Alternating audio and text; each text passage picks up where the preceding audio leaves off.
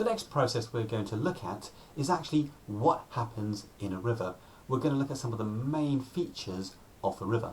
Now the very first one we're going to look at is a waterfall. A waterfall happens on the upper and the middle course of a river, and you need two key ingredients. You need some hard rock and some soft rock. Hard rock is more resilient. It doesn't break down as quickly as soft rock. And what will happen, as you can see in the picture, is the hard rock remains more resilient. As the water goes over, it does erode it, but very slowly. The soft rock, it erodes that a little bit quicker, and you end up creating what's called an overhang. And from the overhang, the water comes falling down. As you can see in my video, you can quite clearly see where it's eroded the softer soil in the back. Where the water falls down, it erodes the bottom of the riverbed, creating what is called a plunge pool. And this is where quite often all the rocks from higher up the stream have landed. The next thing we're going to look at are rapids. Rapids work on the same concept as a waterfall.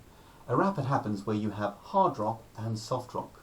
The soft rock erodes quicker than the hard rock, and so what ends up happening is, again, steep gradients, upper course, maybe middle course of a river.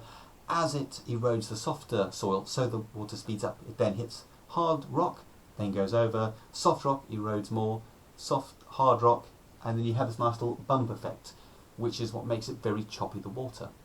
The next one is a V-shaped valley. Well, a V-shaped valley is precisely what it says. It is the shape of a V. And what's simply happened is the water has just eroded the V shape as it goes on, making it quite definitive. The final one we're going to look at is a kind of 3-in-1: meanders, oxbow lake and deltas. A meander happens predominantly at a lower course of a river, or where the river gradient is quite slow. Because it's quite gentle, the gradient, it means that there isn't as much force to cause erosion. So the only way the erosion can take place is the water eroding the softer rock. As it erodes the softer rock, it kind of follows that path. So this here will be hard rock, that there will be hard rock. Another thing that happens with the meander is deposition and erosion is taking place. Where it is in red, there is deposition because the water is travelling slower than the outside. On the outside there is erosion. As my video quite clearly shows, you can see deposition taking place on one side, erosion on the other.